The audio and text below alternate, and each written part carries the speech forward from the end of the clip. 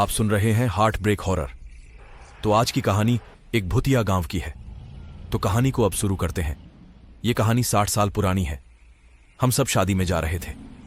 मई, मेरी लबर दिव्या, मेरे मामा मामी और मेरे मामा का बेटा, मेरा छोटा भाई, हम सब 5 लोग शादी में जा रहे थे और हमें जंगल से होकर जाना था। गांव का नाम पदमपुर था और हम सब जंगल के रास्ते चल दिए।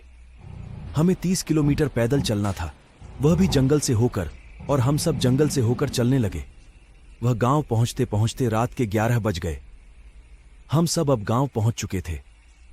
गांव में लाइट जल रही थी। हम दुल्हन के घर पहुंच गए। पहुंचकर हम सब ने खाना खाया। खाने के बाद मैं सोने चला गया। कुछ देर सोया ही था कि मुझे अजीब सी आवाजें सुनाई देने लगी। मैं उठकर जैसे खड़ा हुआ वैसे ही अचानक लाइट बंद हो गई और चारों तरफ अंधेरा छा गया। कुछ नजर नहीं आ रहा था। मैंने अपना टॉर्च निकाला और बाहर निकल गया। बाहर निकल के देखा तो देखता ही रह गया। सारे लोग एक दूसरे को गले में काट रहे थे और सब भूत बन जा रहे थे। अब पूरा गांव भूत बन चुका था। वे सब मुझे देखकर मुस्कुरा रहे थे। सबके मुंह में खून लगा था। वे सब मुझे देखकर ऊपर की ओर मुंह किया और भेड़िए की तरह आवाजें निकालने लगे। ये देख मैं डर गया और मैं वहां से भागा। उस गांव में एक छोटी सी गली थी। उधर से होकर मैं भागने लगा। बहुत सारे लोग मेरे पीछे थे, मुझे दौड़ा रहे थे। मैं जैसे ही गली से निकला मैंने देखा कि मेरी प्रेमिका आगे खड़ी है। मैं दौड़ के उसका हाथ पकड़ा और कहा, चलो भागो यहां से। इतना कहा ही था कि वह अचानक जमीन पर गिर पड़ी। मैंने उसे अपनी गोद में लिया और कहा, दिव्या, ये क्या हुआ तुम्हें? फिर दिव्या ने कहा, सूरज, मुझे इन सब ने काटा है और मैं भी इनकी तरह बनती जा रही हूं। तुम यहां से चले जाओ। मैंने कहा, मैं तुम्हें इस हाल में छोड़कर नहीं जाऊंगा। तो वह रोती हुई बोली, तुम क्या चाहते हो कि मैं तुम्हें काटूं? प्लीज सूरज, तुम यहां से चले जाओ। मैं नहीं चाहती कि तुम भी इन सब की तरह बन जाओ। चले जाओ, तुम हमारा साथ यही तक था। ये बोल के उसने मुझे अपनी कसम दी। कहा, अगर तुम मुझसे सच्चा प्यार करते हो तो तुम यहां से चले जाओ। फिर मैं वहां से उठा और भागने लगा। मैं कहां जाऊं कुछ समझ नहीं आ रहा था। मैं रोड से होकर भागे जा रहा था। पीछे मुड़कर देखा तो पूरा गांव मेरे पीछे था। फिर मुझे कुछ दूर जाने पर चारों तरफ से घेर लिया। मेरे चारों ओर लोग थे। तभी मेरा भाई आया और मुझसे कहने लगा, भैया, हमें छोड़ के कहां जा रहे? वह धीरे से मेरे पास आया और मुझे काटने ही वाला था कि मैंने उसे धक्का दिया और वहां से बचते हुए भागा। मैं डर से कांप रहा था। वे सब भयानक आवाजें निकाल रहे थे। मैं चुपके से एक घर के अंदर छुप गया। मैं दौड़ते दौड़ते पूरी तरह से थक चुका था और डर से कांप भी रहा था।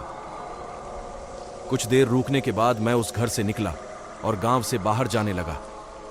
मैं अब खेत खेत से होकर जंगल की ओर दौड़ने लगा। मैं इतने घने जंगल में कहां जा रहा, कुछ समझ नहीं आ रहा था।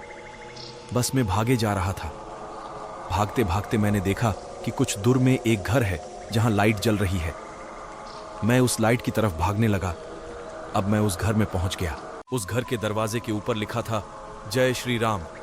मैंने दरवाजा खटखटाया तो एक बूढ़ी औरत ने दरवाजा खोला। मुझे हांफते देख कहा, अंदर आ जाओ। मैं अंदर आ गया।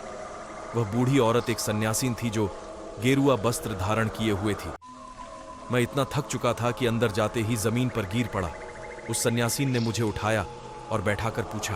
तो मैंने मेरे साथ जो घटना घटी थी वह सारी बातें बता दी। सारी बातें सुनने के बाद मुझसे कहा, अब तुम्हें घबराने की कोई जरूरत नहीं है। यहां कोई भी शापित व्यक्ति नहीं आ सकता है और ना कोई भूत प्रेत आ सकता है।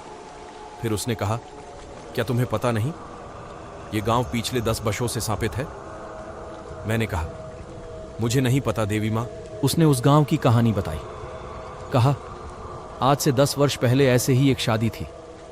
शादी में पूरा गांव बहुत खुश था, लेकिन कुछ ऐसा हुआ जो नहीं होना चाहिए था। ये सब सिर्फ रात में जिंदा होते हैं और सुबह अपने आप मर जाते हैं। पता नहीं ये सिलसिला कब तक चलता रहेगा।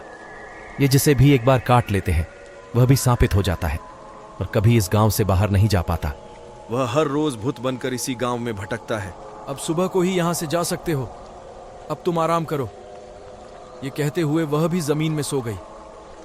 मेरी तो नींद ही उड़ गई थी।